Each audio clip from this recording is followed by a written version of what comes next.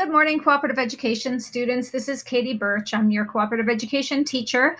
We are in week 5, I think now, of DCO 3.0, semester 2A, creating opportunities through co-op.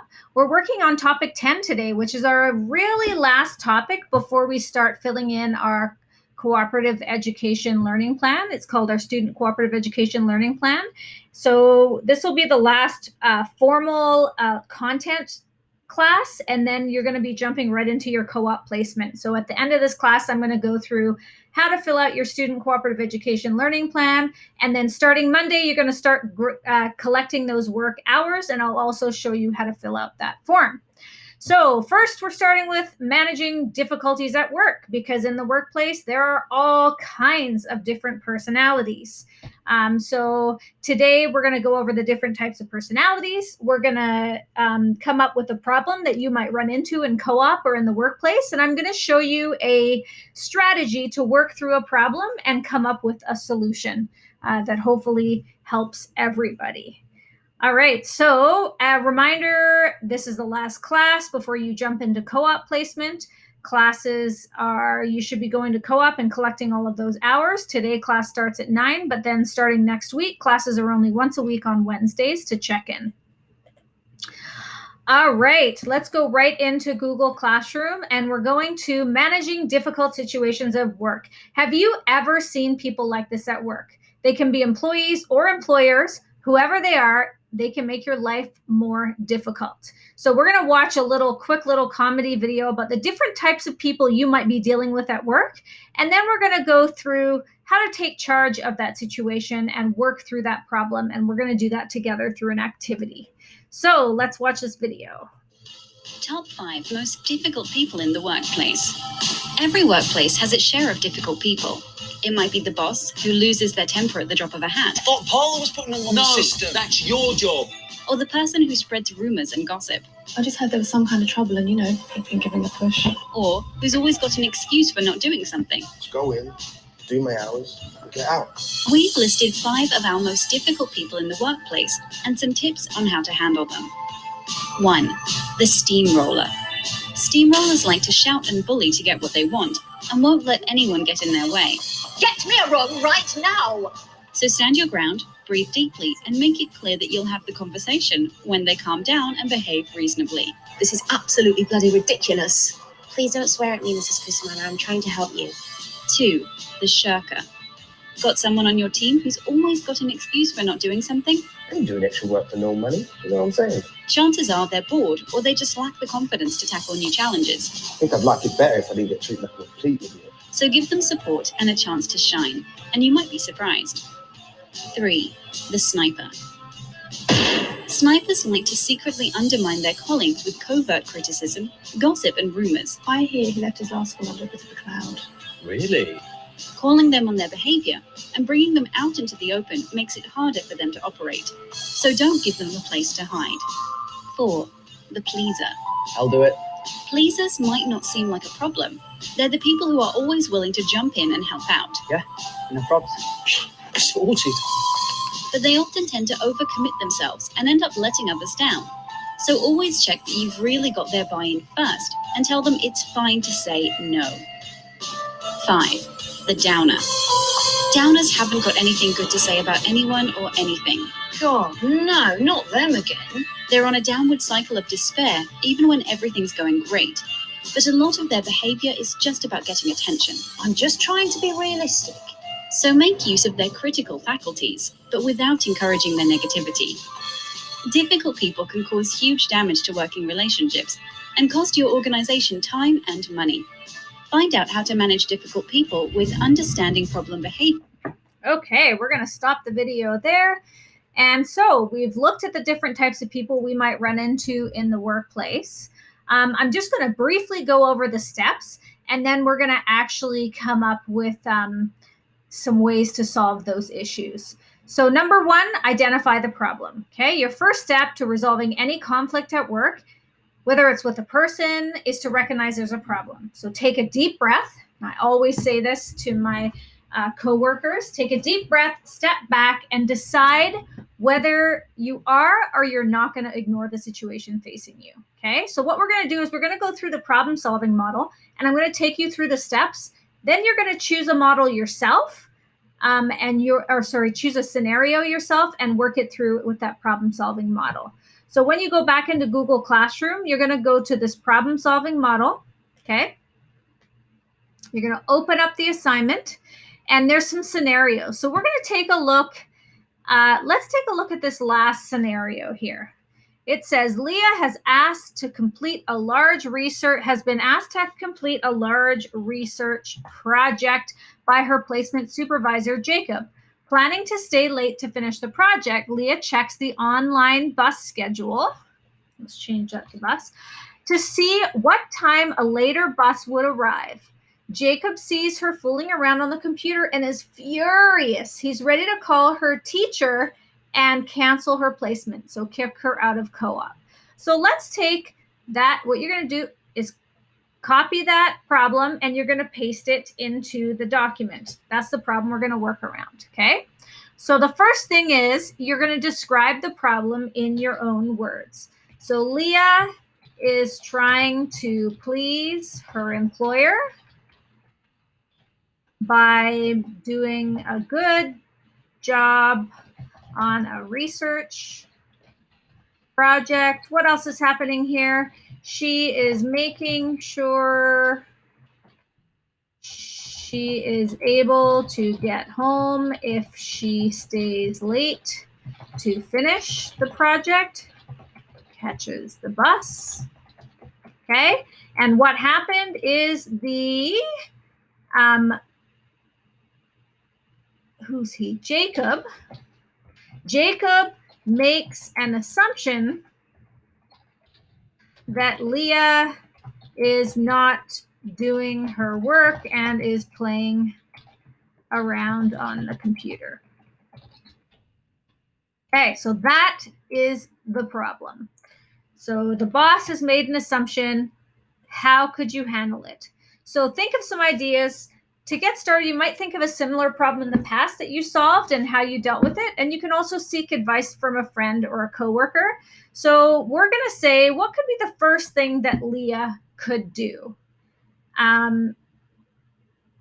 So obviously, one of the things you might have done in the past is she could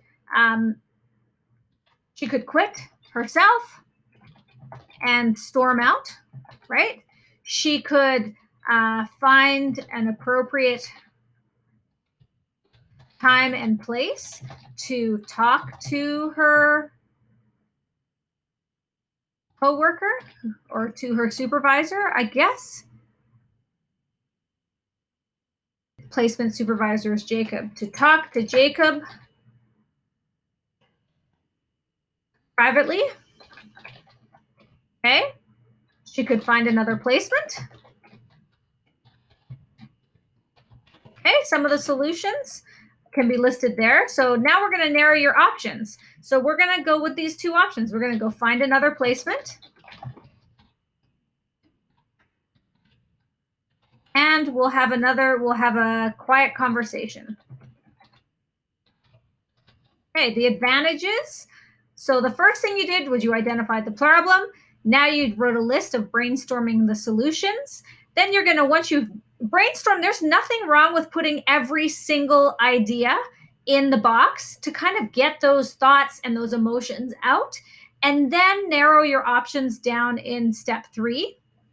So from your brainstormed ideas, choose 2 or 3 of the best alternatives, and we're going to weigh the advantages and disadvantages of both, okay? So find another placement. The advantages, you don't have to deal with Jacob, okay? Disadvantages is all your hard work.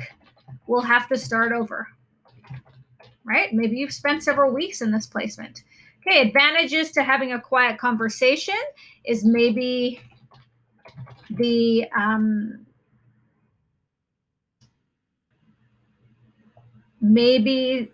misconception can be resolved. She can keep her placement. Keep her placement going.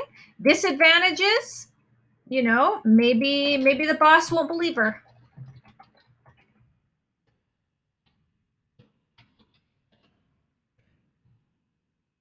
Okay, so the next thing you're going to do is you're going to choose which one of these options are you going to go with. And for this scenario, I'm going to say we're going to go with, let's give it a try and go with having a quiet conversation.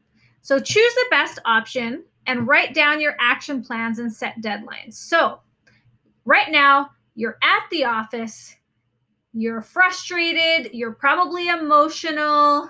So what I would do is the first thing that I would do in the action plan is I would take a step back, breathe, and find a moment to speak if possible. If that's not possible, you can go home and prepare for a conversation in the morning. Because nothing's going to happen. It's probably okay to take a step away. The next step is you could send an email explaining the situation and finding a resolution. Okay, and then meet with your supervisor, and the action plan is back to placement. Obviously, that's the ideal outcome, but and it is a good idea to write down timelines. So immediately, you're going to step back, find a moment to speak, maybe go home and prepare for a conversation in the meeting. So maybe then that evening,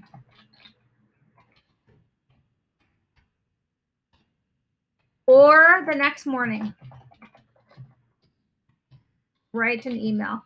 Now, I would never recommend writing an email right away because I find that emotions are involved and you can say things that you regret, but don't send it till the morning. Okay? Then schedule a time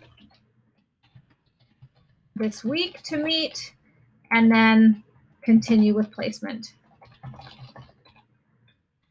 So sometimes just writing these things down can help sort of come to a solution without having to make that rash decision that might have consequences that you can't turn around and take back. So your task for this activity is to choose one of those situations, okay, that that we didn't just do, and work through that problem using that 5-step problem solving model. So I'm going to make this back to the old version. Here we go. We're going to go back to, let's see. We're going to restore this version. There we go. Perfect. So you're going to go and work through those problems on your own. And when you're done, you're going to submit that assignment to me for the problem solving model. And I'm just going to go and post that assignment for you, as long as it's the right one. Let me just check. Perfect. Okay, so let's post that assignment and you should see that come up, and that will be application, and that is marked, and it will be due, let's say, the end of the week. Perfect. Awesome.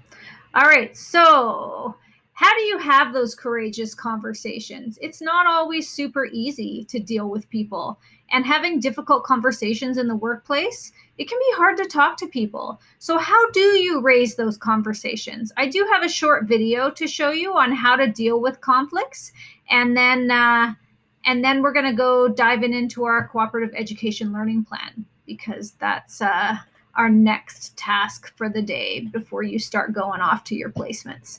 All right, so let's go see how we might deal with having a courageous conversation at work.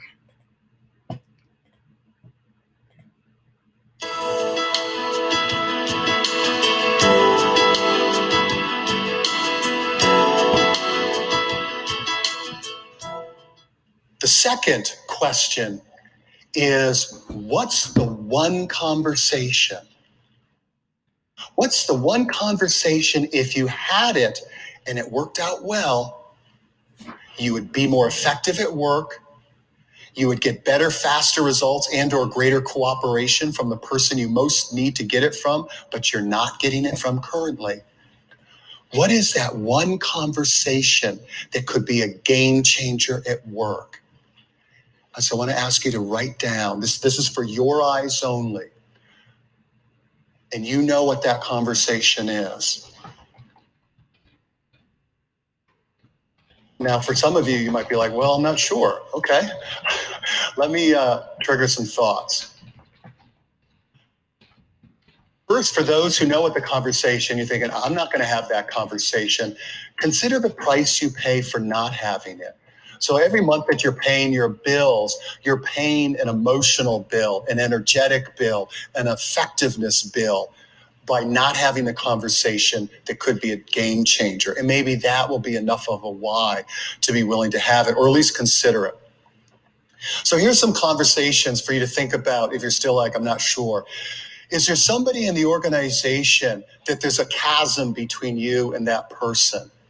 There's been some sort of falling out, some sort of conflict that seems irreconcilable.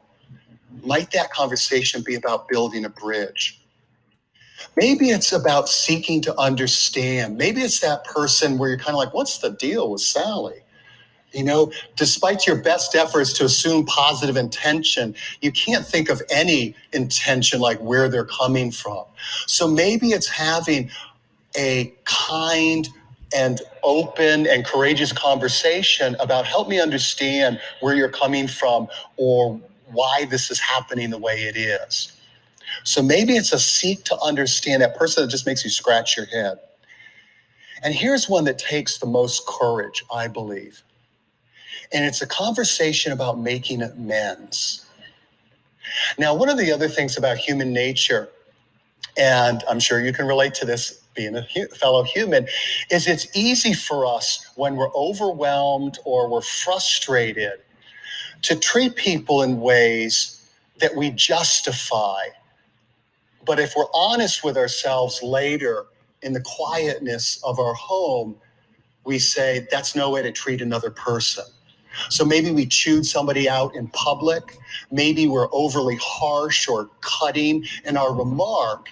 And we're like, they deserved it. They screwed up. But in the quietness of our home, if we ask ourselves, would I like somebody to treat me that way? Or my loved one that way? The answer is a clear no. And so whether as a parent or as a leader, that we show our character and we forge strong bonds, I think especially when we're honorable enough and courageous enough to apologize and make amends.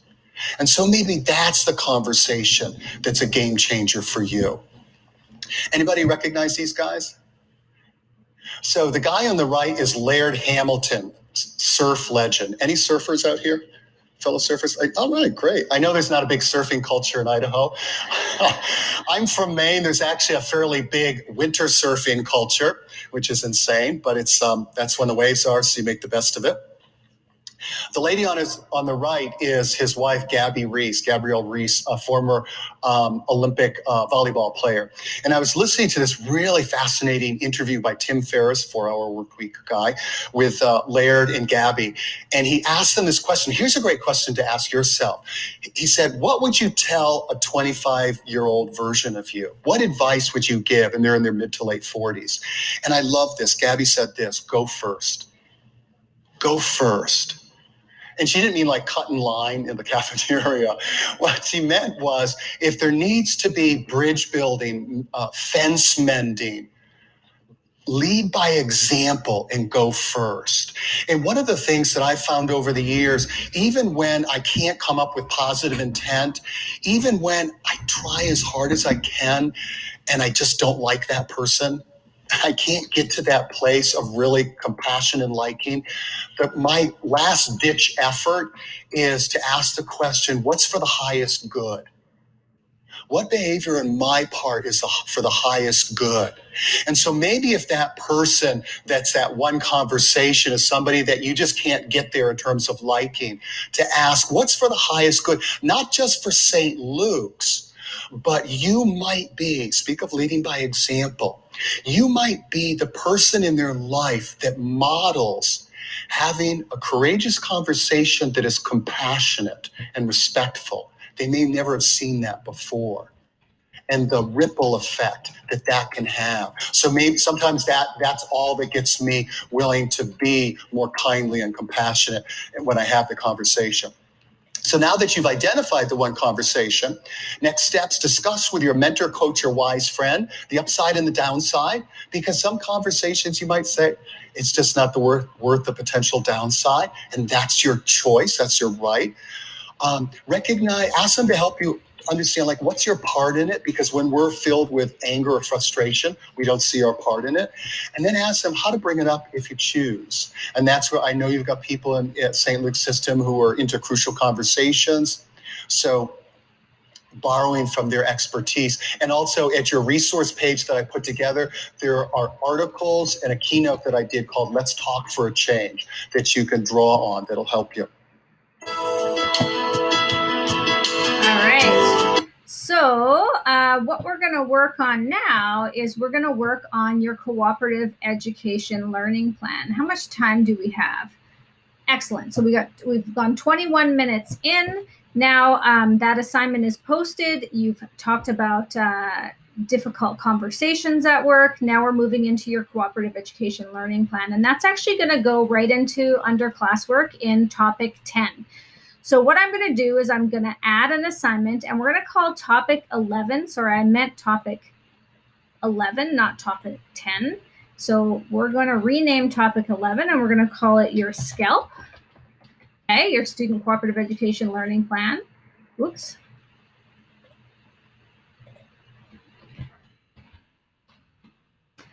Okay, and in here, I will be posting your SCELP assignment. And once you've filled out your Student Cooperative Education Learning Plan, the first parts of it, then what you're going to do is put it in your portfolio, and that's where you'll track your work placement hours. Okay, so going down to topic 11, you're going to click on your Cooperative Education Learning Plan, and I'm actually going to go in as a demo student so you can see what that student sees. Actually, I don't know if I will because I don't know if it's going to record, but here's your Cooperative Education Learning Plan. Okay, I'm going to go ahead and take a look at it. And your task is to go through and fill out as much as you can for this learning plan. Now, you won't be able to fill it in at all of it because you'll be able to do the student information. You'll be able to set your learning goals, but you'll see that there's also a journal. You have to complete 2 journal activities during placement while you're doing your work placement. So the first thing you're going to do is fill out your student information. So you can click on student information, click down here, enter your name, your email, date, cell phone, how many credits if you're going for 1 or 2 credits for this course. If it's 1 credit, it's 2 weeks of full-time work tracking. And if it's 2 credits, you need to do 4 weeks of full-time work. Okay, what's your placement? Where are you going to track your hours? What's your job title, your placement address, the telephone, your email at work? All my information is listed here for you, ready to go. And then what I'd like you to do is go to each section and set yourself some learning goals around health and safety. So thinking about the health and safety in your workplace, what is one professional goal you would like to have around health and safety for your work placement, and a personal health and safety goal? So for example, maybe for my professional goal with health and safety is I would like to make sure my tools are put away properly daily, or understand the chemicals in my workplace better. So you're going to set yourself a goal. And in a personal goal for my health and safety is I need to walk more and not sit at my computer, because that's what I'd like to set my goal for. So make sure I put my tools away properly daily and walk more and not sit too long at my computer. Let's put that in.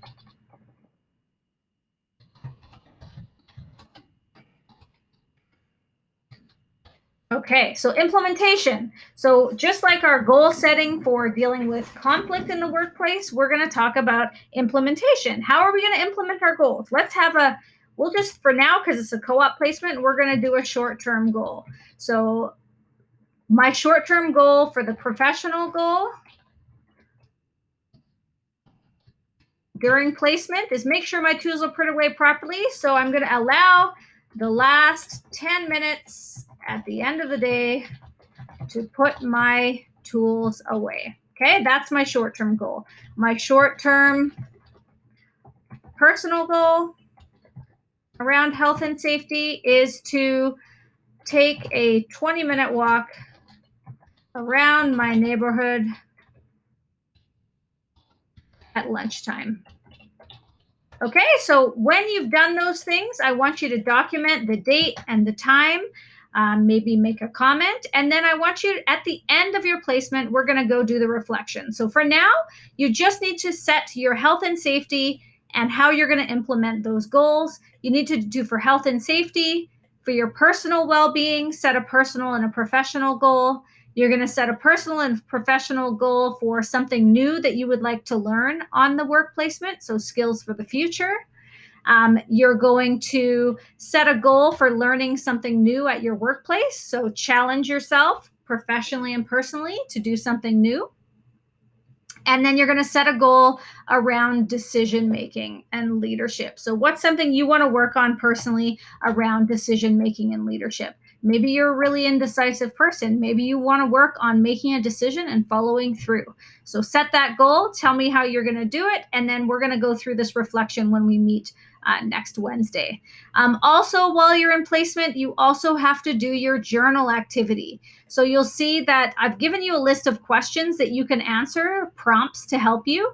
So each week, you're going to write a response to one of these journals. So you're going to put a date, a title, and start with, what did you do today that made you feel proud? And reflect in your journal, 3 to 5 sentences max, and use examples that are related specific to your placement. So your task before you start placement next week is to fill out the learning goals for all 5 of these goals in your student cooperative education learning plan. Fill out the student information. And then next week is when you'll start writing your journals. And we're going to go through the reflecting on these skills later on, probably around week 2 of placement.